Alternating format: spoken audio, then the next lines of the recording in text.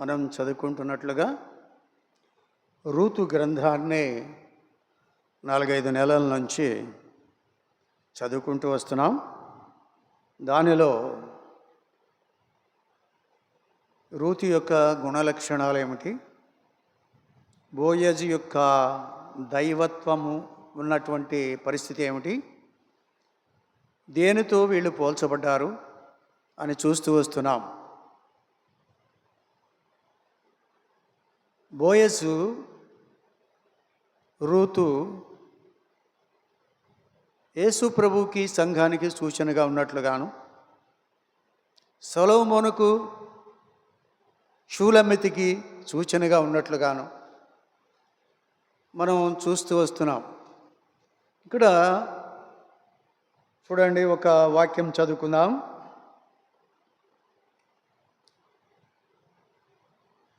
12వ వాక్యాన్ని, 2వ అధ్యాయం, రూతు గ్రంథం 2వ అధ్యాయము 12వ వచనాన్ని మనం అందరం కలిసి చదువుకుంటాం. 12. యెహోవా నీవు చేసిన దానికి ప్రతిఫలమిచ్చును. ఇశ్రాయేలుల దేవుడైన యెహోవా రెక్కల క్రింద సురక్షితముగా నుండుటకు నీవు వచ్చితివి. ఆయన నీకు సంపూర్ణమైన బహుమానం ఇచ్చునని ఆమెకు ఉత్తరం ఇచ్చాను. ప్రార్థన చేసుకుందాం.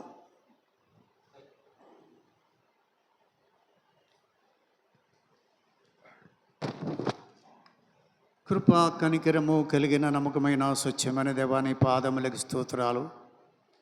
కృప కలిగిన నామములో ఇంతవరకు మమ్మలను కనికరించిన దేవుడవై, నీ కృపాహస్తాన్ని బట్టి, నీ నమ్మకత్వాన్ని బట్టి ప్రభా, కొన్ని మాసముల నుండి ధ్యానిస్తూ ఉన్నటువంటి యొక్క రూతు గ్రంథాన్ని విపులముగా, అర్థవంతముగా, లోతుగా ప్రభా తండ్రి నీకు ప్రభా తండ్రి కృపచేత వివరించడానికి ప్రభా ఈ మట్టి ఘటములో మహిమైశ్వర్యాన్ని ఉంచిన దేవుడివై, నీ యొక్క తండ్రి ప్రభా ఆత్మ ప్రేరణ ఉంచిన దేవుడివై, ఆత్మాభిషేకం ఉంచిన దేవుడివై, ఆత్మ సంచారం ఉంచిన దేవుడివై ప్రభా తండ్రి ఆత్మ ద్వారా గ్రహించేటువంటి హృదయం ప్రతి ఒక్కరికి అనుగ్రహించి ప్రభాన దేవా తండ్రి వాక్యము ద్వారా బ్రతికింపబడి నీ యొక్క తండ్రి జీవితంలో జీవించడానికి కావలసిన కృప దయచేసి పెట్టమని కూడా నీ సన్నిధిలో సాగిలపడుతూ ఈ యొక్క సమయాన్ని శ్రేష్టమైనదిగాను, ఆత్మీయమైనదిగాను, పరసంబంధమైనదిగాను, నీకు మహిమకరముగాను ఉండునట్లుగా మమ్మల్ని సిద్ధపరచమని నీ సన్నిధిలో సాగిలపడుతూ, చెప్పేవాడు కూర్చున్న వాళ్ళకంటే గొప్పవాడు కాదని ప్రభా తండ్రి మేమందరం ఒకటేనా నీ సన్నిధిలో సాగిలపడుతూ యేసయ్య శ్రేష్టమైన నామములో స్తుతించి ప్రార్థించి వేడుకుంటున్నాను పరమ తండ్రి, ఆమేన్.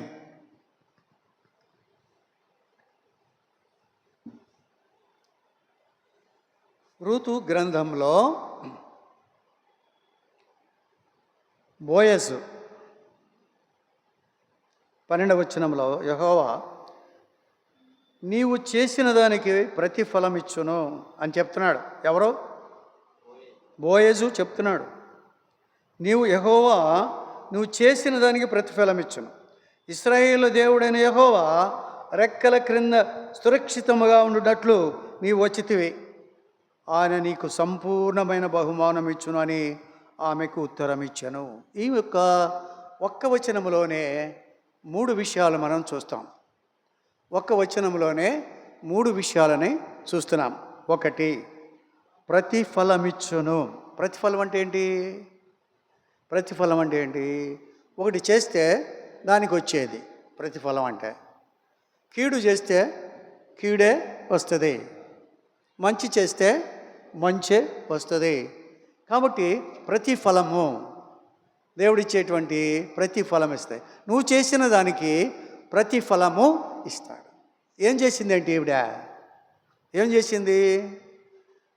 మోయాబు దేశంలో ఉన్నటువంటి ఈ స్త్రీ శాపగ్రస్తమైనటువంటి పాపభూయిష్టమైనటువంటి దేశంలో నివసించేటువంటి ఈ స్త్రీ నయోమి యొక్క కుటుంబం అక్కడికి వెళ్ళడం ద్వారా ఆమె కోడలుగా చేయబడి తిరిగి ఒక కోడలు వెళ్ళిపోతే ఈ కోడలు ఆమెతో కూడా రావడానికి కృత నిశ్చయము కలిగినటువంటిదై మంచి తీర్మానం చేసుకున్నటువంటిదై ఎంతగానో తన దేశాన్ని, తన తండ్రి ఇంటిని, తన ప్రజలను, వాళ్ళందరినీ కూడా అలవాట్లను, వాళ్ళ పూజలను, వీటిని అన్నిటినీ కూడా విడిచిపెట్టి నీ దేవుడే నా దేవుడు, నీ జనమే నా జనము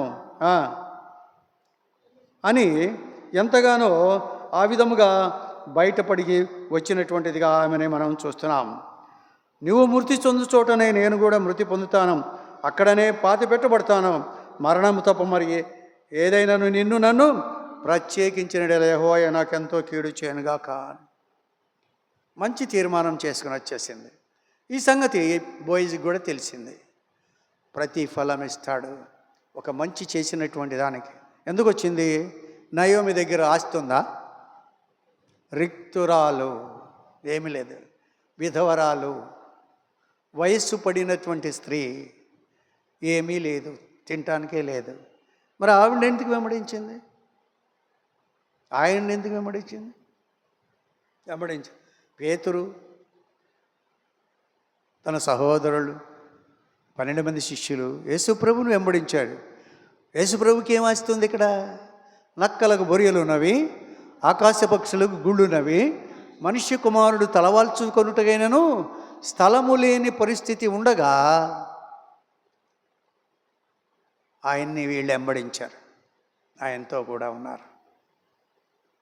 కాబట్టి ఈవిడ కూడా నయోమి వెంట వచ్చినటువంటిదిగా ఉంది. ఏమీ లేదు, వచ్చినా కూడా ఏ బోయజ్కి తెలిసింది ఈ సంగతి. నువ్వు చేసిన దానికి అనే మాట చూడండి, అది ఏమన్నాడు అక్కడ? చేసిన దానికి, నీవు చేసిన దానికి, నువ్వేమైతే చేశావో, నువ్వేమైతే చేస్తున్నావో దానికి నీకు ప్రతిఫలం వస్తుంది. ఏదైతే అది, చెడు చేస్తే చెడు, మంచి అయితే మంచి, నీకు ప్రతిఫలం వస్తుంది అన్నాడు. తర్వాత ఇంకోటి అన్నాడు, నీ దేవుడైన యెహోవా రెక్కల కింద సురక్షితముగా ఉండునట్లు నీవు వచ్చితివి. దేవుని రెక్కల క్రిందికి వచ్చేసావు. బోయజు చేలోకి రాలా, బోయజు చేలోకి రాదని వచ్చింది, దేవుని రెక్కల కిందకి వచ్చావు. దేవుని రెక్కల కింద ఆశ్రయం పొందడానికి వచ్చావు. మూడోది ఏంటి? నీకు సంపూర్ణమైన బహుమానం ఇచ్చునని ఆమెకు ఉత్తరం ఇచ్చాను. మంచి బహుమానం ఇస్తాడు, నీకు సంపూర్ణమైన బహుమానం వస్తుందమ్మా.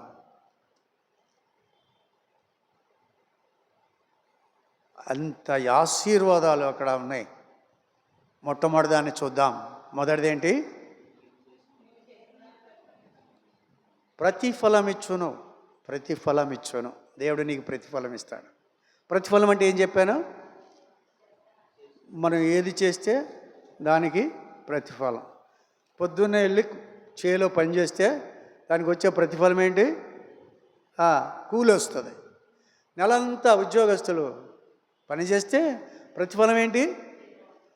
జీతం వస్తుంది. నువ్వు ఈ లోకంలో నివసించినంత కాలం నువ్వు చేసేటువంటి పాపమో శాపమో, నీతో మంచో చెడో ఏదైతే చేస్తావో దానికి ప్రతిఫలం అక్కడ వస్తుంది, నీకు అక్కడ వస్తుంది. కాబట్టి మనము ప్రతిఫలం కోరుకునేటువంటి వారంగా ఉండాలి. దేవుని దగ్గర నుంచి ప్రతిఫలం కోరాలంటే మనం జాగ్రత్తగా ఉండాలి. అందుకని అంటున్నాడు ఇక్కడ చూడండి, ప్రతిఫలం ఇస్తాడు నీకు అన్నాడు. రెండవ సమూయేలు గ్రంథం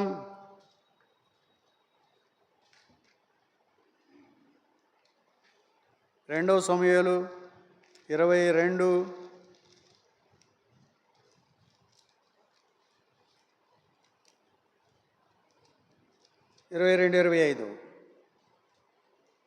25 కావున నేను నిర్దోషినయుండుట యెహోవా చూచెను, తన దృష్టికి కనబడిన నా చేతుల నిర్దోషత్వమును బట్టి అది ప్రతిఫలం ఎలా ఇస్తాడంట? నేను నిర్దోషినై ఉన్నాను అంటే ఏంటి అర్థం? నిర్దోషి అంటే ఏంటి? దోషము లేనివాడని. నేను నిర్దోషినై ఉన్నాను, దాన్ని బట్టి ఏం చేస్తాడంట? దేవుడు చూశాడు, నా నిర్దోషత్వాన్ని దేవుడు చూశాడు. చూసి ఏం చేశాడు? తన దృష్టికి కనబడిన నా చేతుల నిర్దోషత్వమును బట్టి నాకు ప్రతిఫలం ఇస్తాడు. నేను నిర్దోషిని కాబట్టి దానికి తగ్గ ప్రతిఫలమే నాకు దొరుకుతుంది. కాబట్టి ఈవిడ ప్రతిఫలము, దేవుడు మంచి ప్రతిఫలాన్ని ఇస్తాడు అని అక్కడ అంటుంది.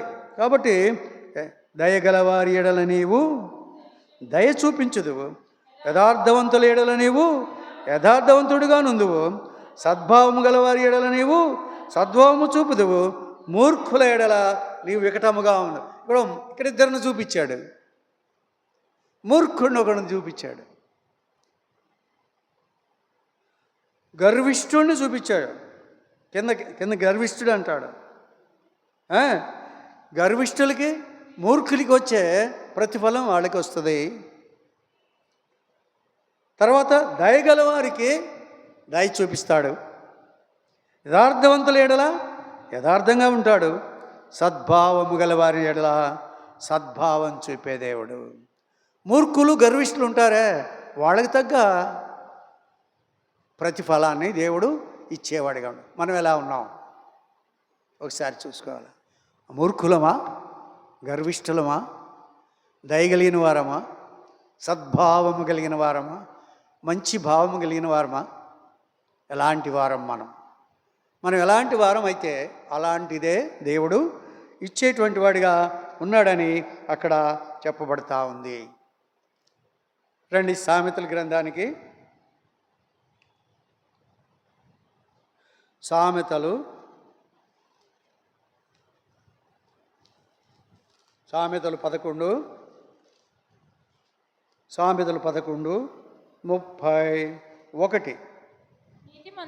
నీతిమంతులు భూమి మీద ప్రతిఫలము పొందు. అది భూమి మీదే పొందుతారంట. ఎవరు? నీతిమంతులు. నీతిమంతులు భూమి మీద ప్రతిఫలం పొందుతారంట. ఏ ప్రతిఫలం పొందుతారు? నీతియుక్తమైనటువంటి ప్రతిఫలం పొందుతారు. నీతిమంతులు ఎవరు? నీతిమంతులు? ఎవరు నీతిమంతులు? నీతిమంతుడు లేడు, ఒక్కడు కూడా లేడు. నీతిమంతుడు ఎవరు లేరు. మరి నీతిమంతులు అంటున్నాడేంటి? మనము నీతిమంతులము కాదు, నీతిమంతులుగా చేయబడ్డాము. విశ్వాసము ద్వారా నీతిమంతులుగా చేయబడ్డాం. ప్రభువునందు విశ్వాసం ఉంచాం. ప్రభు మీద విశ్వాసం అంటే ఏంటి? ఆయన శిలువ రక్తము, శిలువ శ్రమలు, శిలువ దానము, ప్రాణదానము, రక్తదానము, అవన్నీ కూడా నా పాపములు కడిగి నన్ను శుద్ధీకరించి తన బిడ్డగా చేసుకుని నీతిగా తీర్చినటువంటి దేవుడు ఆయన నీతిమంతుడు కనుక నన్ను కూడా నీతిమంతుడిగా చేసి నీతి రాజ్యములో నన్ను ప్రవేశపెట్టడానికి ఆయన ఇష్టపడ్డాడు. కాబట్టి నేను నీతిమంతుడను, నీతిమంతురాలను అని అనుకోవాలి నువ్వు. అయితే ఈ నీతిని చెడగొట్టడానికి, నీ పరిశుద్ధతను చెడగొట్టడానికి, నీ విశ్వాసాన్ని తొంగలో తొక్కడానికి నీ శరీరము పనిచేస్తుంది, నీ లోకం పనిచేస్తుంది, శత్రు సాతానుడు పనిచేస్తున్నాడు. 3 రకాలైనటువంటి అటాక్స్ ఉన్నాయి. దేని మీద? నీ నీతి మీద, నీ విశ్వాసం మీద, నీ పరిశుద్ధత మీద, నీ జీవితం మీద 3 రకాలైనటువంటి అటాక్స్ ఉన్నాయి.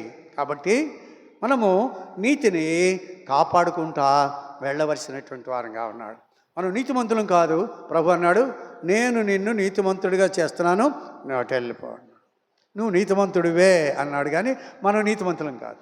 మన సొంతంగా నీతిమంతులుగా కాలేదు, కానీ ప్రభు దయ వలన నీతిమంతులుగా చేయబడ్డాం. అంతే, చేయబడ్డాం.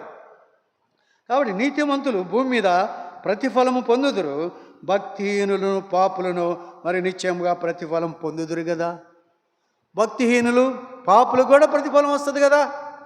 నీతిమంతుడికి వచ్చినప్పుడు భక్తిహీనులకి, పాపులకు కూడా వారి పాపాన్ని బట్టి, వారి భక్తిహీనతను బట్టి వాళ్ళకి కూడా ప్రతిఫలం వస్తాడు దేవుడు. ఎవరికి ఏది ఇవ్వాలో అది ఇస్తాడు దేవుడు. అబ్రహాము నీతిమంతుడిగా తీర్చబడ్డాడు, ఆశీర్వదించబడ్డాడు. అతన్ని ఆశీర్వదించిన వాడు ఆశీర్వదింపబడతాడని చెప్పాడు దేవుడు. ఆశీర్వదింపబడ్డాడు ఆయన్ని. మరి పాపం చేసేవాడు లేకపోతే భక్తిహీనుడు అయినటువంటి వాడు ఆడికి వస్తుంది. యూదా ఇస్కరియోతు వాని ప్రతిఫలం ఏంటి? యోధేయ ఇస్కరియోతుకు ప్రతిఫలం ఏంటి? మాట్లాడరు. ఉరిపోసుకుని చచ్చిపోయాడు. ఉరేసుకుని చచ్చిపోయాడు. అది ప్రతిఫలం. దానికది ప్రతిఫలం అంతే. కాబట్టి ఆ విధముగా నీతిమంతులు, భక్తిహీనులు, పాపులు ఎవరికి కావలసినటువంటిది వాళ్ళకి ఇవ్వడానికి దేవుడు సిద్ధంగా ఉన్నాడని మనం అక్కడ చూస్తూ ఉంటున్నాం. కాబట్టి సామెతల గ్రంథంలోనే ఆ పక్కనే 13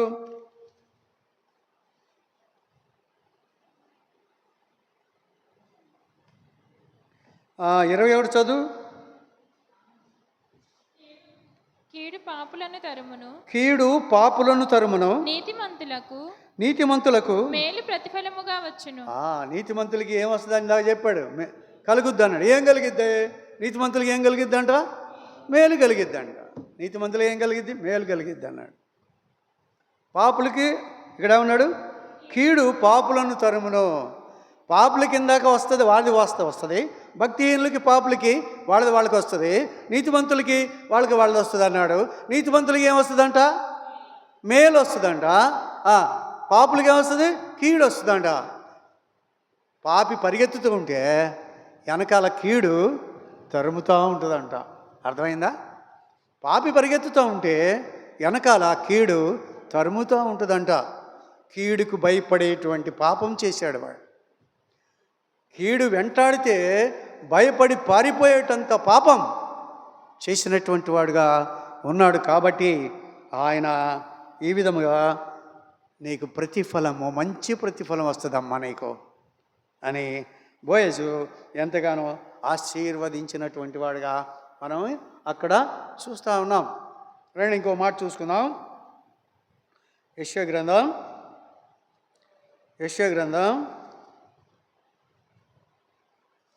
35:4. యెషయా గ్రంథం 35:4. తత్తరిల్లు హృదయములతో ఇట్లనుడి. మీరేమన్నాడంటే తత్తరిల్లే హృదయములతో ఇట్లా అనండి. భయముతో, వణగతో ఇలాగ అనండి.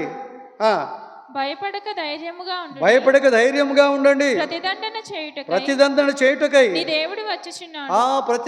చేయుటకై మీ దేవుడు వచ్చుచున్నాడు. నువ్వు నీతిమంతుడిగా ఉన్నావా, పాపిగా ఉన్నావా? జాగ్రత్త.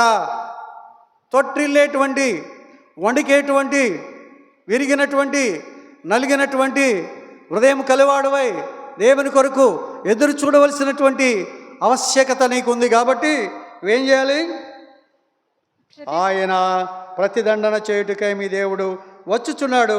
ప్రతిదండన దేవుడు చేయదగిన ప్రతీకారమును ఆయన చేయదగిన ప్రతీకారం అంటే ఏంటి? కీడైతే కీడు, మేలైతే మేలు చేయతగినటువంటిది. ఆయన వచ్చినప్పుడు 2 గ్రూపులు ఉంటాయి. బుద్ధి కలిగిన కన్నికలు ఉంటారు, బుద్ధి లేని కన్నికలు ఉంటారు. కాబట్టి 2 గ్రూపులు ఉంటాయి. ఈ గ్రూపులో ఎవరికి తగినటువంటి బహుమానము ఆయన ఇవ్వడానికి సిద్ధముగా వచ్చేటువంటి వాడుగా ఉంటున్నాడు. అన్యాయస్తుడి కాదు దేవుడు. నువ్వే కొలతతో కొలుస్తావో అదే కొలత నీకు కొలవబడుతుంది.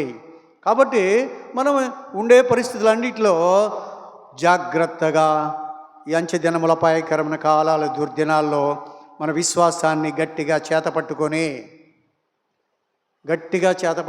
జారిపోకుండా, పగిలిపోకుండా నీ విశ్వాసాన్ని, రక్షణ పాత్రని జాగ్రత్తగా పట్టుకోవాలి. నీకు కలిగిన దానిని చేపట్టుము, జార విడచెదవేమో జాగ్రత్త పడు. జార విడచెదవేమో జాగ్రత్త పడు. నీకు కలిగినటువంటి రక్షణ పాత్రని జార విడిస్తే ముక్కలై, చెక్కలై, ఒక్కలై పనికి మాలినటువంటి అయిపోతుంది. ఎందుకు పనికి రానటువంటిదిగా అయిపోద్ది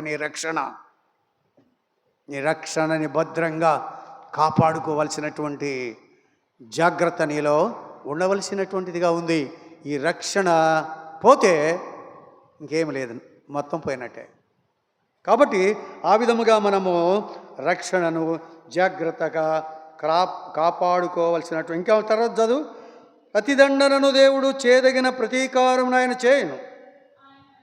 చాలదు. కాబట్టి ప్రతిదండన, తగ్గిన ప్రతీకారం ఆయన చేసేటువంటి వాడుగా ఉన్నాడు. కాబట్టి అలాంటి దానికి మనం పాత్రలు కాకుండా దేవుని ఎడల మంచిగా ఉండవలసినటువంటి వారంగా. లూకా పత్రిక, లూకా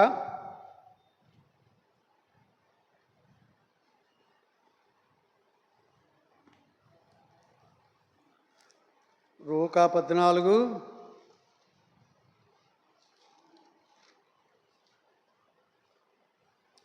లూకా 14:12. మరి ఆయన తన్ను పిలిచిన వానితో ఇట్లనెను, నీవు పగటి విందైనను రాత్రి విందైనను తెలిసిందా?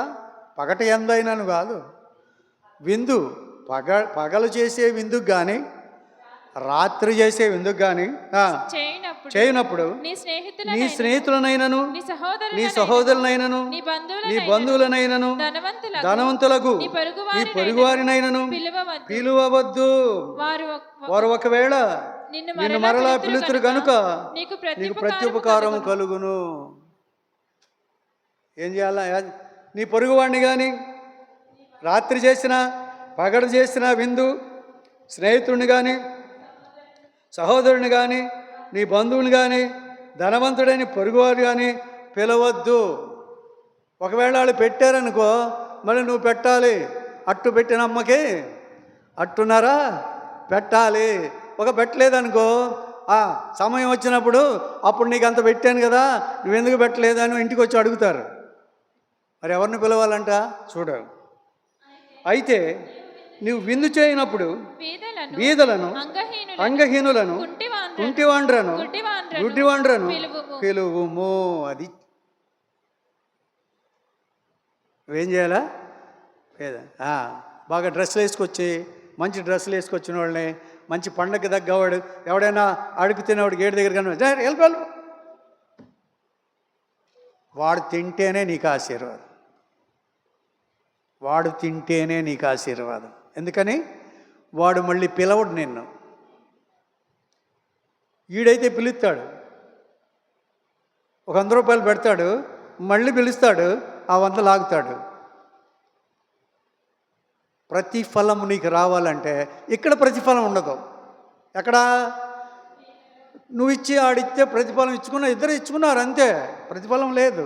కానీ కుంటివాడిని, అంగహీనుడిని, గుడ్డివాడిని, ఎందుకు పనికి మాలిన వాడిని, పేదవాడిని, అడుక్కునేవాడిని పిలిస్తే వాడు తిని పోతాడు, నీకు ఆశీర్వాదం. బీదలను, దరిద్రులను దేవుడు ఎంతగానో ఆశీర్వదిస్తాడు. ఒక మాట ఉంది, యెహోవాకు బీదలను కనికరించువాడు యెహోవాకు అప్పిచ్చువాడు అండు. దేవుడికే అప్పిచ్చేవాడండి. పేదవాడికి ఏదైనా పెడితే దేవుడికి అప్పిచ్చేమన్నమాట. అప్పిస్తే పుచ్చుకునేవాడు చెయ్యి కింద ఉంటుందా పైన ఉంటుందా? దేవుడికి అప్పిచ్చాం మనం అంటే దేవుడి చెయ్యి ఎక్కడ ఉంటుంది? కింద ఉంటుంది. నీ మట్టి చెయ్యి పైన ఉంటుంది. 7 నక్షత్రాలు పట్టుకున్నటువంటి ఆ చెయ్యి కింద ఉంటుంది. కాబట్టి కింద ఉన్నప్పుడు అంత గొప్ప చెయ్యి కిందకు వచ్చిందంటే పేదవాడిని ఎంత ప్రేమించి ఉంటాడు దేవుడు. మరి నువ్వెంతగా ప్రేమించాలి దేవుడు పేదవాడిని చాలా జాగ్రత్తగా మనం చూసుకోవాలి. ఎందుకని? దేవుడు కూడా పేదవాడిగా వచ్చాడు, దీన దరిద్రుడిగా వచ్చాడు.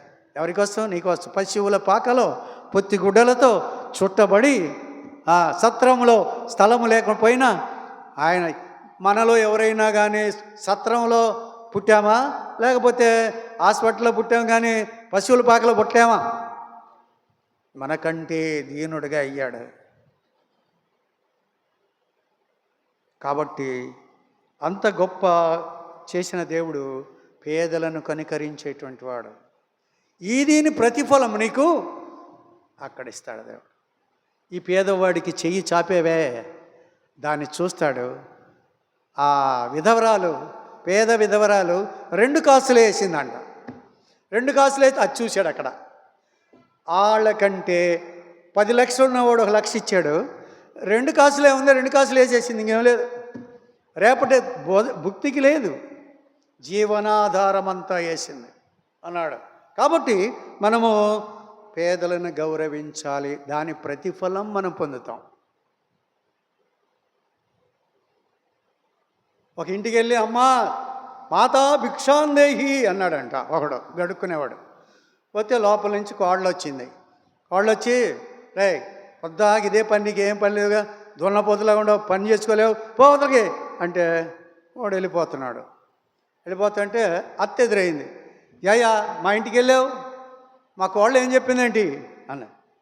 లేదందమ్మా, ఏం లేదు, వెళ్ళిపోమ్మందమ్మా, తిట్టిందమ్మా, రా అని చెప్పి అత్త ఎదురయ్యి మళ్ళీ ఇంటికి తీసుకొచ్చింది. మెట్లెక్కి పైకి వెళ్ళిపోయి అప్పుడు ఆడికి వెళ్ళి తిరిగి అంది, రే లేదు పో అందే. ఏదో పెట్టిద్ది గమలోనే ఆమె అమ్మటి వచ్చాడు. ఇక మళ్ళీ ఎవడొచ్చింది, లేదు పో అంది. అదేంటమ్మా నీ కోడలు చెప్పింది కదా లేదని, మళ్ళీ నువ్వు కూడా చెప్పాలంటే ఆ దేవత చెప్పటానికి లేదని, ఇంట్లో లేదని చెప్పాల్సిన నేనే చెప్పాలా, అది చెప్పడానికి లేదు. అవునని కానీ కాదని కానీ నా కోడలు ఎవతే చెప్పడానికి నేను చెప్తున్నా. ఇప్పుడు అధికారపూర్వకంగా వెళ్ళు. ఇలా ఉంటే ఇలాగా అడుక్కునేవాడిని చూస్తే అలాగా ఉండకూడదు. కాబట్టి మనము పేదవాడిని, అంగహీనము కలిగిన వాడిని ఒక్కొక్కసారి రోడ్డు దాటిస్తూ ఉంటారు, రోడ్డు దాటలేకపోతూ ఉంటారు. ఆగిపోయి నువ్వు రోడ్డు దాటిస్తే నీ యొక్క కిరీటం కింద పడిపోదు. కాబట్టి మనం చేయవలసింది సహాయం చేయాలి. సహాయం కోరేటువంటి వాళ్ళకి, ఇప్పుడు అమ్మ వచ్చింది, అమ్మను అమ్మాయి పట్టుకుని తీసుకుని వచ్చింది. నడవలేనప్పుడు సహాయం ఉండాలి, ఊత చేయాలి. నేను బ్యాగ్ తీసుకెళ్తున్నాను, నా చేతిలో నుంచి లాగేసుకుంటారు, మళ్ళీ మొత్తం నాకేమి పర్వాలేదు, అయినప్పటికీ అన్న బాగుండాలి అనేటువంటి, అంకులు బాగుండాలి అనేటువంటి ఉద్దేశమే తప్ప ఏదో పని చేయాలని కాదు. కాబట్టి ఆ విధముగా మనము జాగ్రత్తగా ఉండవలసినటువంటి వారముగా ఉంటున్నాం. కాబట్టి ఇంకోటి చూద్దాం రండి. హెబ్రీలు రాసిన పత్రిక, హెబ్రీ 10:34. ఎలాగనగా ఏంటి ఎలాగనగా 10 ఎలాగనగా మీరు ఖైదులో ఉన్న వారిని కరుణించి మీకు పరిశ్రేష్టమైనది స్థిరమైనదినైనా స్వాస్థ్యమున్నదని ఎరిగి మీ ఆస్తి కోల్పోవుటకు సంతోషముగా ఒప్పుకొంటిరి. అది మీరు ఆస్తిని కోల్పోవడానికి కూడా సంతోషంగా ఒప్పుకున్నారు. ఎందుకు? పేదవారిని కనికరించి ఖైదీలో ఉన్నవారిని కరుణించి. చాలామంది ఖైదీలో ఉన్న వాళ్ళ దగ్గరికి వెళ్ళి వాక్యం చెప్పొస్తారు, హాస్పిటల్లో ఉన్నటువంటి వాళ్ళ దగ్గరికి వెళ్ళి వాక్యం చెప్పొస్తారు. అయితే మనమే నిలబెట్టుకోలేక సత్తనాం, మనల్ని కాపాడుకోలేక సత్తనాం, ఇతరుల దగ్గరికి తీసుకుని వెళ్ళేటువంటి పరిస్థితిలో లేని వారముగా ఉన్నాం. ఇంకా చదువు. కాబట్టి మీ ధైర్యం విడిచిపెట్టకుడి, దానికి ప్రతిఫలముగా గొప్ప బహుమానం కలుగుతుంది. అది ప్రతిఫలముగా, నువ్వు చేసినటువంటి పనికి ప్రతిఫలముగా గొప్ప బహుమానము దేవుడు నీకు ఇస్తాడంటున్నాడు. కాబట్టి ఏం చేయాలంట? ఖైదీలైనా, బాధల్లో ఉన్న వాళ్ళైనా, కష్టాల్లో ఉన్నటువంటి వాళ్ళనైనా, దుఃఖములో ఉన్నటువంటి వారినైనా, గుండె చెదరిపోయినటువంటి వారినైనా, అనారోగ్య పరిస్థితిలో అలమటిస్తున్నటువంటి వారినైనా మనం ఏం చేయాలి? దర్శించి ధైర్యపరిచి బలపరచవలసినటువంటి వారంగా ఉంటున్నాం. దానికి దేవుడు ప్రతిఫలముగా బహుమానము సిద్ధపరిచి ఉన్నాడు. కాబట్టి మనము పని చేయాలి ప్రతిఫలముగా. కాబట్టి మనకి ఏ ప్రతిఫలం వస్తుందో ఒకసారి గట్టిగా చూసుకోవాల్సినటువంటి వారంగా ఉంటున్నాం. లూకా సువార్త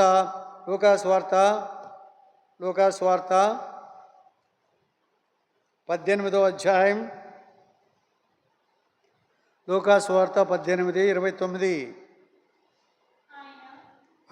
దేవుని రాజ్యము నిమిత్తమై ఆయన దేవుని రాజ్యము నిమిత్తమై ఇంటినైనను భార్యనైనను అన్నదమ్ములనైనను తల్లిదండ్రులనైనను పిల్లలనైనను విడిచిపెట్టిన వాడెవడును ఇహమందు చాలా రెట్లును పరమందు నిత్య జీవమును పొందకపోడని నిశ్చయముగా మీతో చెప్తున్నాను వారితో నేను. చూసారా ఏంటంటే ఇక్కడ ఇచ్చాడు, మీకు కలిగినవి విడిచిపెట్టి, మొట్టమొదటి ఏం చేయాలి? మీకు కలిగినవి విడిచిపెట్టాలి. ఆ తర్వాత నన్ను వెంబడించి ఆయన దేవుని రాజ్యము నిమిత్తమై ఇంటినైనను భార్యనైనను అన్నదమ్ములనైనను తల్లిదండ్రులనైనను పిల్లలనైనను విడిచిపెట్టిన వాడెవడను ఇహమందు చాలా రెట్లును పరమందు నిత్య జీవమును పొందకపోవడని నిశ్చయముగా మీతో చెప్తున్నాను. అవసరమైనప్పుడు ప్రభు కొరకు విడిచిపెట్టమంటే తీసుకెళ్ళి తల్లిదండ్రులు తీసుకెళ్ళి ఏంటది అనాథాశ్రయం, లేకపోతే ఓల్డేజ్ హోమ్లో విడిచిపెట్టడం. అది విడిచిపెట్టడం కాదు. నీ ఆస్తిని నీకున్నదాన్ని దేవుని కొరకు విడిచిపెట్టకపోతే ఇహమందు ప్రతిఫలం, పరమందు ప్రతిఫలం దొరికేది నిత్య జీవం. పరమందు దొరికేది నిత్య జీవం, ఇక్కడ శాంతి సమాధానం దొరుకుతుంది. విడిచిపెట్టేళ్ళు అవసరమైతే అరే అయ్యా ప్రార్థనకి ఎందుకు వెళ్తావురా ఇప్పుడు? మేము అసలు ముసలోళ్ళమే, బాగోలేదు కదా, ప్రార్థన మానే అంటే ఏం చేయాలి? ఇక్కడ చెప్పే మాట, తల్లినైనాను తండ్రినైనాను అన్నదమ్ములైనా అక్కచెల్లెండ్రనైనా అందరిని ఎవరినైనా విడిచిపెట్టి దేవుని మందిరానికి వచ్చి సువార్త అయితే సువార్తకి వెళ్ళిపోయి, దేవుని ఇంట్లో ప్రార్థన అయితే ఆ ప్రార్థనకి వెళ్ళిపోయి అవన్నీ చేయాలి తప్ప వాళ్ళని పట్టుకుని కూర్చుని ఎవరో ఆ పెద్ద మనిషి అయిందని ఆదివారం ఫంక్షన్ పెడితే ఆ క్యానులు తీసుకొని దేవుని మందిరాన్ని విడిచిపెట్టి ఆ క్యానులు తీసుకుని అక్కడికి వెళ్ళి వాళ్ళతో అన్యులు వాళ్ళతో సంతోషించితే నీకు ప్రతిఫలం అది రాదు. నిత్య జీవం కాదు, ప్రతిఫలం అలాంటిది కాదు. అందుకని దేవుడు అలాగా మనతో మాట్లాడేటువంటి వాడిగా ఉంటాడు. చూడండి, ఇంకొక మాట చూద్దాం దీనిలో. ప్రకటన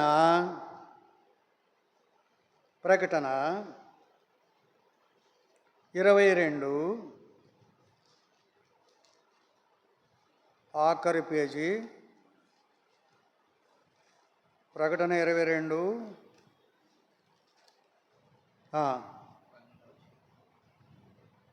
11. అన్యాయము చేయవాడు ఇంకను అన్యాయమే చేయనిమ్ము, అపవిత్రుడైన వాడు ఇంకను అపవిత్రుడిగానే ఉండనిమ్ము, నీతిమంతుడు ఇంకను నీతిమంతుడిగానే ఉండనిమ్ము, పరిశుద్ధుడు ఇంకను పరిశుద్ధుడిగానే ఉండనిమ్ము. ఇదిగో త్వరగా వచ్చుచున్నాను, వాని క్రియ చొప్పున ప్రతి ఫలము వానికిచ్చుటకు నేను సిద్ధపరిచిన జీతము నా యొద్ద ఉన్నది. 2 రకాల మనుషులు చెప్పాడు. అన్యాయస్తుడు ఇంకా అన్యాయమే చేయనిమ్ము, అపవిత్రుడు ఇంకను అపవిత్రుడుగానే ఉండనిమ్ము, నీతిమంతుడు ఇంకా నీతిమంతుడిగానే ఉండనిమ్ము, పరిశుద్ధుడు ఇంకను పరిశుద్ధుడిగానే ఉండనిమ్ము. అయితే నేను త్వరగా వచ్చుచున్నాను, వాని క్రియల చొప్పున ప్రతిఫలం ఇవ్వడానికి నేను సిద్ధపరిచిన జీతము నా యొద్ద ఉన్నది. I'm ready to give the salary, the result of his behaviour. వాని యొక్క ప్రవర్తనను బట్టి వాడికి ఇవ్వాల్సినటువంటి జీతం నా దగ్గర ఉంది అన్నాడు. కాబట్టి మనం ఎలా ఉన్నాము అనేటువంటిది ఒకసారి ఇంకో మాట చూసుకుందాం రండి. కొరింది అనుకుంటాను,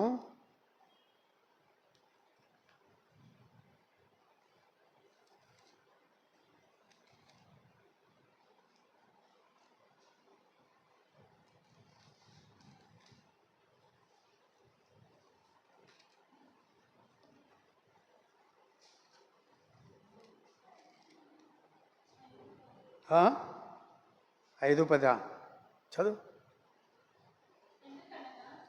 తాను జరిగించిన క్రియల చొప్పున ఎందుకనగా తాను జరిగించిన క్రియల చొప్పున అవి మంచివైనను సరే చెడ్డవైనను సరే దేహముతో జరిగించిన వాటి ఫలమును ప్రతి వాడును పొందునట్లు మనమందరమును క్రీస్తు న్యాయపీఠం ఎదుట ప్రత్యక్షము కావలయను. నువ్వు జరిగించిన మంచివైనా సరే చెడ్డవైనా సరే వాటి ప్రతిఫలాన్ని అనుభవించడానికి క్రీస్తు యొక్క న్యాయపీఠం ఎదుట నిలబడాలి. నువ్వేనా చేయి, నీ ఇష్టం అని చేసుకో. మంచి చేయాలంటే మంచి చేయి, చెడు చేయాలంటే చేయుడే. యవనస్తుడా ఏమంటున్నా ప్రసంగ గ్రంథంలో, యవనుడా నీ యవన కాలమందు నీ సంతోషముగా ఉండనిమ్ము. చదువు మాట.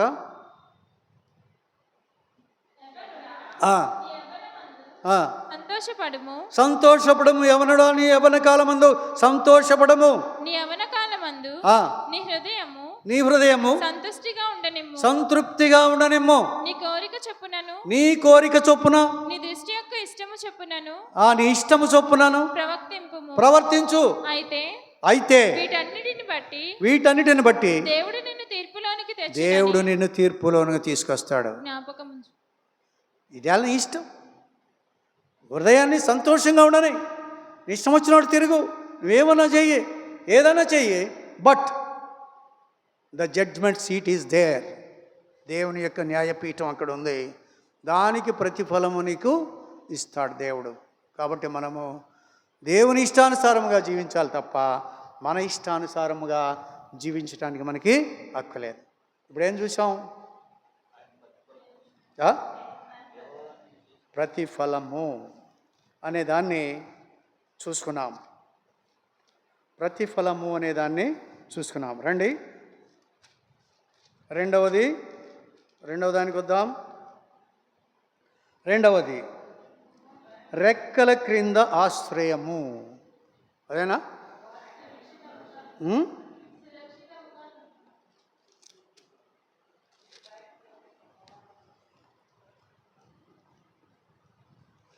ఇశ్రాయేలు దేవుడైన యెహోవా రెక్కల కింద సురక్షితంగా ఉంటాకు నీవు వచ్చితివి. రెక్కల క్రింద అంటే అర్థం ఏంటి?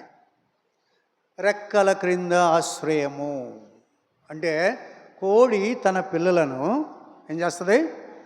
రెక్కల కిందకి తెచ్చుకుంటుంది. రెక్కల కిందకి తెచ్చుకుందంటే అర్థం ఏంటి? భద్రత, క్షేమం. గ్రద్ద వచ్చి తన్నుకుపోకుండా, శత్రు సాతానుడు వచ్చి మనల్ని లాక్కుపోకుండా దేవుని యొక్క రెక్కల కింద భద్రపడుతుంది. రెక్కలు అంటే రెక్కలకి ఈకలు ఉంటాయి. ఈకలు ఉన్నటువంటి రెక్కలకి కప్పితే వేడి పుట్టుద్ది. పిల్లలకి వేడి పుడుతుంది.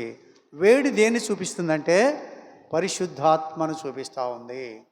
దేవుని యొక్క రెక్కల కింద పరిశుద్ధాత్ముడు వెచ్చదనము కలిగి విశ్రాంతితో అక్కడ ఉండేటువంటి పరిస్థితి. ఎలాంటి భయము లేకుండా, ఎలాంటి భీతి లేకుండా, ఎలాంటి బెదురు లేకుండా, ప్రాణాపాయం లేకుండా ధీమాగా ఆ రెక్కల కింద నిశ్చింతగా ఉండేటువంటి పరిస్థితి రెక్కల కింద ఉంటుంది. దేవుని యొక్క రెక్కలు ఎంత గొప్పవి! కోడి రెక్కలు ఎలాగైతే దేవుని రెక్కల కింద ఎంత బాగా మనం ఉండగలం? ఇంకెవడైనా రాగలడా దేవుని రెక్కల కిందకి? కాబట్టి ఆ విధముగా దేవుడు ఆయన రెక్కల కింద మనల్ని భద్రపరిచేటువంటి వాడుగా ఉంటున్నాడు. కొన్ని మాటలు చూసుకుందాం రండి. మత్తయి సువార్త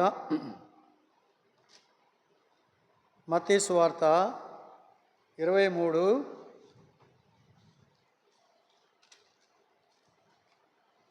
మత్తయి సువార్త 23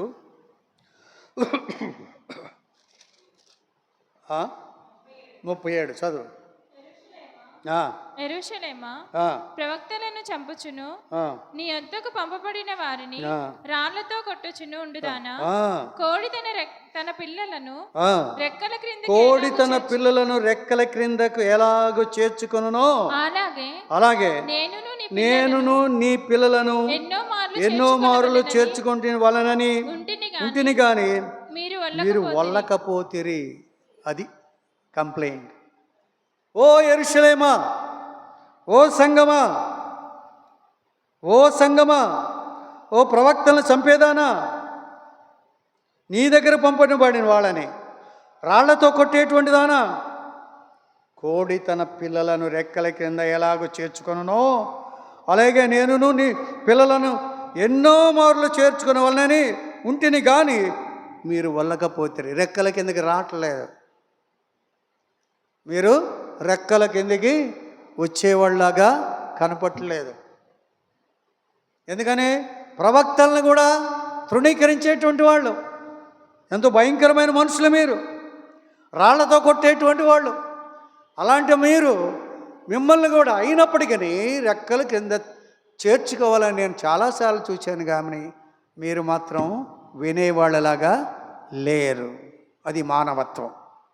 కాబట్టి మనము రెక్కల కిందకి రావడానికి మంచి వారముగా ఉండవలసినటువంటి వారు. ఎప్పుడు ఆయన రెక్కల కిందకి వచ్చినప్పుడు ఆయన క్షేమాన్ని విస్తరింపజేసి ఆయన చక్కగా మనల్ని కాచి కాపాడి భద్రపరిచి ఎంతగానో మనల్ని ఆశ్రయంగా తీసుకునేటువంటి వాడిగా ఉంటాడని మనము ఎరగవలసినటువంటి వారంగా ఉంటున్నాం. ఇంకా మనకు తెలిసిన వాక్యమే ద్వితీయోపదేశకాండము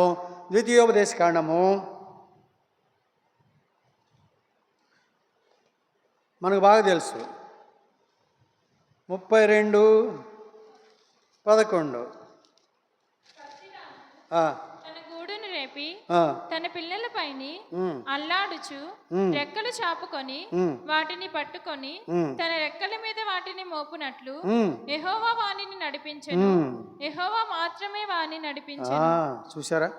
పక్షిరాజు తన గూడు రేపి తన పిల్లలపైన అల్లాడుచు రెక్కలు చాపుకొని వాటిని పట్టుకొని తన రెక్కల మీద వాటిని మోయినట్లు యెహోవా నిన్ను నడిపించాను. పక్షిరాజు అనేటువంటి వాడు ఎక్కడుంటాడు? పక్షిరాజు ఎక్కడుంటాడు? పక్షిరాజు ఎక్కడుంటాడు? కొండ మీద ఉంటాడు. పక్షిరాజు ఎక్కడుంటాడు? పక్షిరాజు చెట్ల మీద గూళ్ళు కట్టుకోదు. పక్షిరాజు పక్షుల్లాగా, అందుకే దాన్ని పక్షిరాజు అన్నారు. పక్షుల్లో రాజు లాంటిది. కొండ మీద ఎత్తైనటువంటి స్థలములో ఎవరు లేనటువంటి పరిస్థితుల్లో, ఇక్కడైతే కాకులన్నీ కూడా ఒక కొమ్మల మీదే కట్టుకుంటాయి, అన్నీ కలిసే ఉంటాయి. అది మాత్రం కలవదు, ఒక్కటే ఉంటుంది. కొండ గుహలలో బండ సందులలో కట్టుకుంటుంది తన గూడు. ఎవరు? పక్షిరాజు. పక్షిరాజు పిల్లలను పెట్టిన తర్వాత ఆ పిల్లలు వచ్చిన తర్వాత ఆ పిల్లలని రెక్కల మీద ఎక్కించుకుంటుందంట. రెక్కల మీద ఎక్కించుకుంటుంది. రెక్కల మీద ఎక్కించుకొని పైకి తీసుకెళ్ళిపోద్ది. పైకి తీసుకెళ్ళి వదిలేస్తుంది. పక్కకు వచ్చేస్తుంది. పక్కకు వస్తే పిల్లలంతా ఇలాగ తణుకులాడుతూ ఉంటాయి. పిల్లలు అలాగా తణుకులాడుతూ ఉంటాయి. అప్పుడు కింద పడబోయేటప్పుడు ఏం చేస్తుందంట? పక్షిరాజు మళ్ళీ వచ్చి రెక్కలు చాపి ఆ పిల్లలందరినీ కూడా మరి ఎత్తుకుంటుంది. ఏంటంటే దీనికి అర్థం ఏంటి?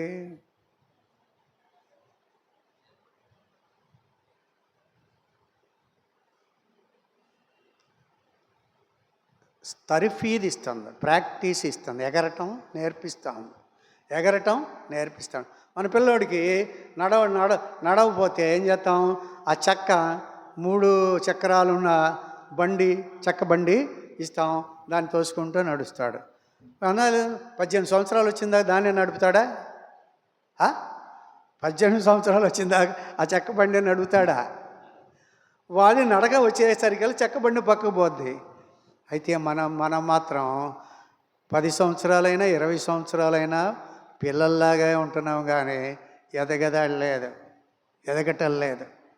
వాక్యం మనలోనికి రావడం లేదు. పసిపిల్లల్లాగానే ఉంటున్నాం, శిశువుల్లాగే ఉంటున్నాం. అందుకని పేతురు అక్కడ చదవండి, పేతురు 2:1. పేతురు 2:1. మొదటి పేతురు 2:1. 2 చదువు. 2 చదువు. సమస్తమైన దుష్టత్వమును, ఆ, సమస్తమైన కపటమును, ఆ, వేషధారణను, అసూయను, సమస్త దూషణ మాటలను మాని ఆ. క్రొత్తగా జన్మించిన శిశువులను క్రొత్తగా జన్మించిన శిశువులను పోలిన వారై నిర్మలమైన వాక్యమును వలన నిర్మలమైన వాక్యమనే పాలు వలన నిర్మలమైన వాక్యమనే పాల వలన రక్షణ విషయంలో ఎదుగు నిమిత్తము ఆ పాలను అపేక్షించుడి. రక్షణ విషయంలో ఎదగాలంటే పాలు కావాలి, ఎదగడానికి పాలు కావాలి, ఎదగడానికి పాలు కావాలి. చిన్నపిల్లోడు ఎదగడానికి పాలు కావాలి, విశ్వాసి ఎదగడానికి వాక్యం కావాలి, చెట్టు పెరగడానికి నీళ్లు కావాలి. చెట్టు పెరగాలంటే నీళ్లు కావాలి, విశ్వాసి ఎదగడానికి పాలు కావాలి. ఎలాంటి పాలు? నిర్మలమైన పాలు అంటే ఏంటి? వాక్యము. నిర్మలమైన వాక్యం అంటే అర్థం ఏంటి? వాక్యమే అనొచ్చు కదా, నిర్మలమైన వాక్యం అని ఎందుకన్నాడు? నిర్మలమైన వాక్యం ఉండదు ఎక్కడ. స్వలాభం కోసరం ఏదో ఇస్తే, ఈ ఊర్లో మా ఇంటి వెనకాల ఒక ఆవిడకి నయము కాని జబ్బు ఏదో వచ్చింది, నయము కాని జబ్బు వచ్చింది. అక్కడ హైదరాబాద్లో ఒక గొప్ప ఆయన ఉన్నాడు, హైదరాబాద్లో గొప్ప ఆయన ఉన్నాడు, ఒక పాస్టర్ గారు. ఆయన ఏం చేశాడంటే, ఆయన దగ్గరికి వెళ్ళారు. ఆయన ప్రార్థన చేస్తే పోద్దని,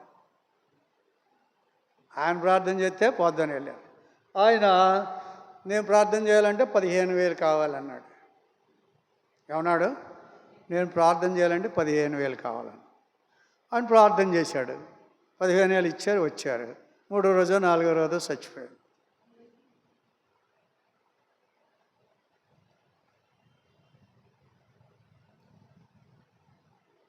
వ్యాపారం వ్యాపారం చాలామంది. నిర్మలమైన వాక్యము లేదు, కల్తీ వాక్యమున్నది, కలిపి చెరిపే వాక్యమున్నది. వాక్యమే, బైబిలే, అందరి దగ్గర బైబిలే ఉంటుంది. నాకేమిస్తావు? నీ ఇంటికి వస్తే నాకేమిస్తావు? మా ఇంటికి వస్తే నాకేం తెస్తావు? అనే పరిస్థితి ఉన్నంతకాలం బాగుపడదు. నిర్మలమైన వాక్యం మనకి ఎక్కడ దొరికింది చూడాలి, అక్కడికే రా. స్వలాభాపేక్ష మనకి అక్కడికే, మాకేం అక్కర్లేదు. మీరు ఆత్మీయంగా ఎదగడం కావాలి తప్ప మాకు వేరే మీ దగ్గర నుంచి ఏమీ ఆశించడం లేదు. కాబట్టి ఆ విధమైనటువంటి పరిస్థితి ఉన్నటువంటి దినాలుగా మనం చూస్తూ ఉన్నాం. కాబట్టి రండి, నిర్గమాకాండము 33 నిర్గమాకాండము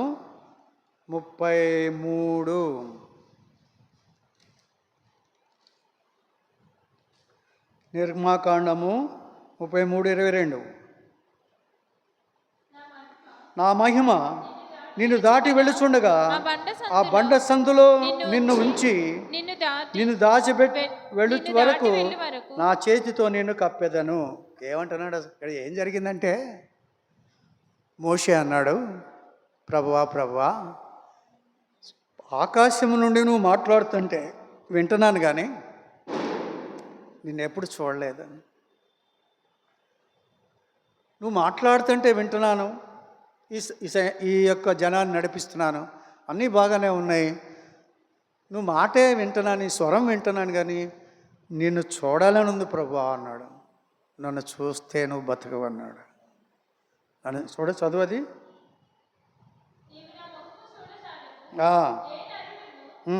చూచి బ్రతకడనెను. అది 8వ అధ్యాయం 20వ వచనం.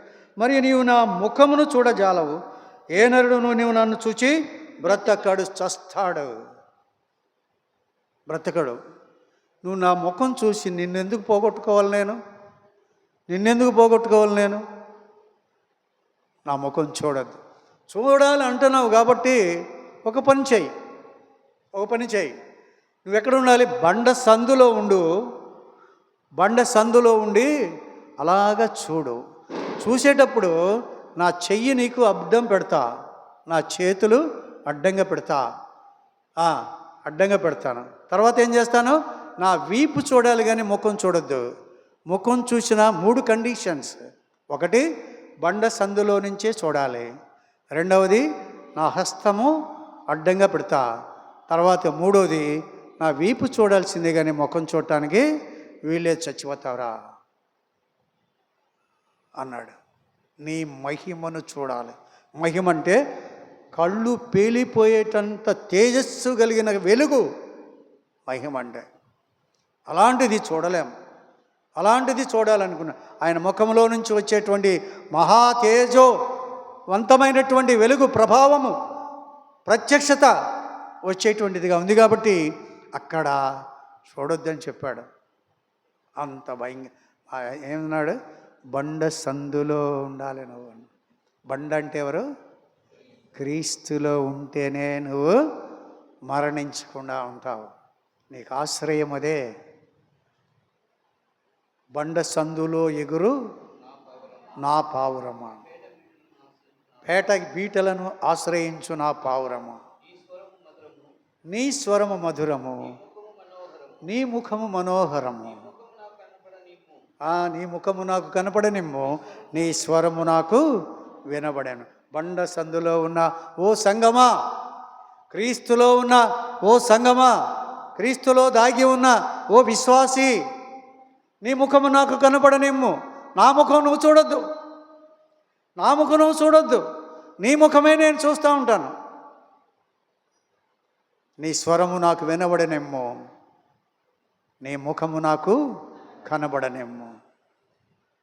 నీ స్వరం వినబడాలి. ప్రార్థనా స్వరం, ఆరాధనా స్వరం, పాటల స్వరం, అన్ని స్వరాలు దేవుడిచ్చినంత వరకు ఆయనకి వినబడాలి. ఆయన చెవులు కలిగినవాడు, కనుదృష్టి కలిగినవాడు, మనస్సు కలిగినవాడు, హృదయం కలిగినవాడు, మహిమ కలిగినవాడు, ప్రభావము కలిగినటువంటి వాడు, తేజోమయుడు. అలాంటి ప్రభుకి తండ్రి, ప్రభువా అని మొరపెట్టేటువంటి ఆత్మ, కుమారత్వాన్ని, దత్తపుత్రాత్మని మనకు అనుగ్రహించాడు కాబట్టి, వారసులుగా చేసుకున్నాడు కాబట్టి, కుమారులుగా చేసుకున్నాడు కాబట్టి ఆయన మన స్వరం కోరుతున్నాడు. ఆ విధముగా బండ సందులో భద్రపరచబడాలి. ఆయన రెక్కల చాటున భద్రపరచబడవలసినటువంటి వారంగా. 19:4 చదువు. అక్కడే నిర్గమకాండము 19:4.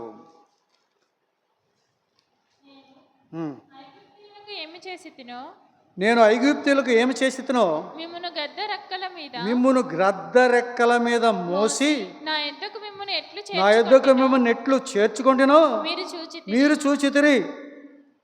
ఏం చేశాడు? గద్ద రెక్కల మీద మోసుకుంటూ వెళ్ళాను. ఏ విధంగా ఐగుప్తులో నుంచి ఇశ్రాయేలీలను మోసుకుంటూ వెళ్ళిపోయాను చూశారు కదా, చూశారు. కాగా మీరు నా మాట శ్రద్ధగా విని నా నిబంధనను అనుసరించి నడిచిన ఎడల మీరు సమస్త దేశములలో నాకు స్వకీయ సాంపద్యమగుదురు. సమస్త భూమిని నాదే కదా, సమస్త భూమి నాదే కదా, సమస్త భూమి నాదే కదా. ఇది ఎవరిదరా చేను అంటే ఇది మాదే చేను అంటాడు. ప్రభు ఏమంటున్నాడు? సమస్త భూమి అంతా నాదేనండి. నీదేనా ఇది? మా నాన్నకి పొలం ఉండేది, ఆయన చచ్చిపోయాడు, నాకు ఇచ్చాడు. ఆ పొలం ఏం చేశాను? నేను అమ్ముకోకుండా ఉంటే నా బిళ్ళకి ఇస్తాను. వీళ్ళకి పేర్లు మారాల్సిందే కానీ భూమి అక్కడే ఉంటుంది. పేర్లు మారుతూ ఉంటే కానీ భూమి అక్కడే ఉంటుంది. ఆ భూమి ఎవరిది? నాది. అది నాదే. దాన్ని నాశనం చేసేటంత వరకు అది నాదే. నాది కాబట్టి నేను దాన్ని ఆ అగ్నితో కాల్చి పడేస్తాను రాబోయే దినాల్లో. భూమిని, ఆకాశాన్ని, భూమిని తీసేసి కొత్త ఆకాశాన్ని, కొత్త భూమిని చేస్తాను. కాబట్టి మనము అశాశ్వతమైనటువంటి జీవులముగా ఇక్కడ కనపడేటువంటి వారముగా ఉంటున్నాం. కాబట్టి మనం ఎలా ఉన్నాము అనేటువంటి గద్ద రెక్కల మీద ఎలా మోసుకొని పోతుందో అలా విధంగా మిమ్మల్ని మోసుకెళ్ళాను నేను ఐగుప్తులోని దాసత్వంలో నుంచి మొరపెట్టినప్పుడు అంటున్నాడు. కీర్తన గ్రంథం కీర్తనలు 57 కీర్తనలు 57:1 నన్ను కరుణించుము దేవా నన్ను కరుణించుము, నేను నీ శరణుజొచ్చి ఉన్నాను. ఈ ఆపదలు శరణుజొచ్చడం అంటే ఏంటి? శరణుజొచ్చడం అంటే ఏంటి చెప్పాను ఇటువరకు ఒకసారి. శరణుజొచ్చామంటే ఎవడన్నా తంటానికి పరిగెత్తితే ఎంటబడితే పరిగెత్తుకుంటూ వచ్చి ఒక బలవంతుడు చాటున దాక్కొని అయ్యా నన్ను కాపాడు అంటే ఆడేం చేస్తాడు? ఈ బలవంతుడిని చూసి వెళ్ళిపోతాడు, వీడితో నాకెందుకని. కాబట్టి మనము సాతానుడు మనల్ని తరిమినప్పుడు సాతాను కంటే బలవంతుడైన దేవుని చాటుకి వెళ్ళాలి. 91:1 మహోన్నతుని చాటున నివసించువాడే సర్వశక్తిని నీడని విశ్రమించువాడు. అది చాటున నీడన అక్కడ వాడాడు. చాటున మహోన్నతుని చాటున. మహోన్నతుడు అంటే అర్థం ఏంటి? చాలా ఎత్తైనటువంటి వాడు, చాలా ఎత్తైనటువంటి వాడు. ఆయన చాటున మనం దాక్కోవచ్చు. ఓ పొట్టోడు ఉన్నాడు అనుకోండి, ఆడి చాటు దాక్కున్నాం అనుకోండి, మనం కనపడతాం. ఉన్నతమైన వాడు, మహోన్నతమైన దేవుడు, ఆ దేవుని చాటున మనం నిలబడితే శత్రువుకి మనం కనపడినా దేవుడి దగ్గరికి వాడు రాడు. చాటున నీడన, సర్వశక్తుని నీడన, సర్వశక్తి కలిగినటువంటి దేవుని నీడన విశ్రమించాల్సినటువంటి వారంగా ఉన్నాం. చాటున నీడన ఉన్నప్పుడు దేవుడు కాచి కాపాడి భద్రపరిచేటువంటి వాడుగా ఉంటాడని అక్కడ చెప్పబడతా ఉంది. ఇంకో మాట చదువుకుని కీర్తన 91:1 చదివంగానే 4 చదువు. ఆయన తన రెక్కలతో నిన్ను కప్పును. అది అంతకంటే ఏం కావాలండి? ఇంకా మాట ఎంత మంచి మాట. ఆయన రెక్కలతో నిన్ను కప్పును, ఆయన రెక్కల క్రింద నీకు ఆశ్రయము కలుగును.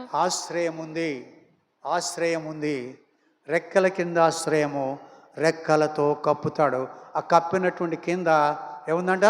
ఆశ్రయము, దాగుచోటు, విశ్రాంతి, నెమ్మది, సంతోషము, సమాధానము అక్కడ ఉంటుంది రెక్కల క్రింద.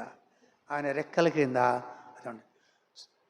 రెక్కలు చాచి శిలువలో రక్తసిక్తమైనటువంటి హస్తములతోటి ఆయన నిన్ను పట్టుకున్నప్పుడు అక్కడ కుష్ఠరోగం వస్తే నీకు ఇష్టమైతే నన్ను శుద్ధినిగా చేయగలవు అంటే అతన్ని ముట్టి నాకు ఇష్టమే శుద్ధుడు కమ్ము అన్నాడు.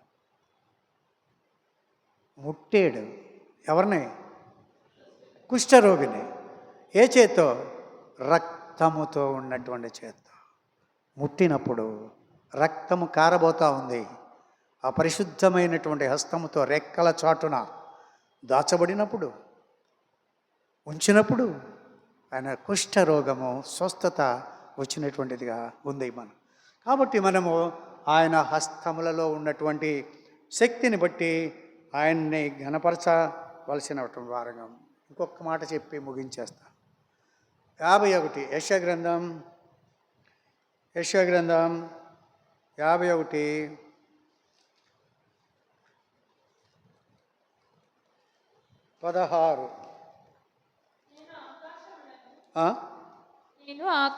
నేను ఆకాశములను స్థాపించునట్లును భూమి పునాదులను వేయునట్లును నా జనము నీవే అని సియోనుతో చెప్పునట్లు నీ నోట నా మాటలు ఉంచి నా చేతి నీడలో నిన్ను కప్పి ఉన్నాను. అది నీ నోట నా మాటలుంచి నా చేతితో నిన్ను ఇంతకంట చూసే దేవుడండి. ఇంత ప్రేమ ఎవరికి ఉంటుందండి? ఎవరికి ఉండదు. ఒక మట్టోడిని, ఒక పాపిని, పాపాన్ని తిని పాపాన్ని త్రాగి పాపంలో దొర్లే మానవుడిని అంతగా ప్రేమించేటువంటి పరిశుద్ధుడైన సర్వశక్తి కలిగిన సర్వసృష్టికర్త అయినటువంటి ఆ ప్రభు ఇంతగా రెక్కలతో కప్పి నిన్ను నా మాట నీ నోట ఉంచుతానని అన్నాడు. అంటే ఎంత గొప్ప దేవుడు మన దేవుడు, అది మనం అర్థం చేసుకుని ఆయన్ని ఆశ్రయించవలసినట్టు. ఎలాగా రూతు ఏముంటుంది? బహుమానం, యెహోవా రెక్కల కింద ఉండి నువ్వు బహుమానం పొందటానికి వచ్చావు. రెక్కల కింద, దేవుని రెక్కల కింద ఉన్నావమ్మా నువ్వు అని చెప్పేసి, ఆ రెక్కలు ఆవిడే కాదు, మనము కూడా ఆ రెక్కల నీడన ఆయన ఆశ్రయములో, పగిలిపోయిన బండ సందులో, ఆయన చేతి కింద, ఆయన నీడన మనం ఆశ్రయించవలసినటువంటి పక్షిరాజు తన పిల్లలను ఏ విధముగా ఆ పైకి తీసుకుని వెళ్ళి మళ్ళీ వదిలేసి తన రెక్కలను కప్పి వాళ్ళతో పట్టుకుని వాటికి నేర్పిస్తూ ఉంటుందో, ఆ విధముగా ఎగరటం నేర్పిస్తుందో, ఆ విధముగా మనం ఎంతగానో ఆశ్రయించవలసినటువంటి వారంగా ఉంటున్నాం. ఆయన రెక్కల కింద నెమ్మది కలిగినటువంటి వారముగా ఉండాలని ఈవిడి కూడా ఆయన రెక్కల కిందికి వచ్చింది, ఆశీర్వదించబడింది. ఆ మాట చదువుకుని ముగించుకుంటాం. రెండే చూసాం. ఏం చూసాం? ఎన్ని చూసాం? రెండే చూసాం. ఇంకోటి మిగిలిపోయింది. తర్వాత వచ్చే గురువారం మరి అందరు రండి, ఇంకా కొన్ని విషయాలు చూసుకోవటానికి మనకి అవసరం ఉంటుంది. చూడదని చెప్పుడు ఆ తర్వాత 12వ అధ్యాయం 12వ వచనాన్ని, 2వ అధ్యాయం 12వ వచనాన్ని అందరం కలిసి చదువుకుందాం. యెహోవా నీవు చేసిన దానికి ప్రతిఫలం ఇచ్చును. ఇశ్రాయేలుల దేవుడైన యెహోవా రెక్కల క్రింద సురక్షితముగా ఉండేటట్లు నీవు వచ్చితివి. ఆయన నీకు సంపూర్ణమైన బహుమానం ఇచ్చునని ఆమెకు ఉత్తరం ఇచ్చాను. ప్రార్థన చేసుకున్నాం.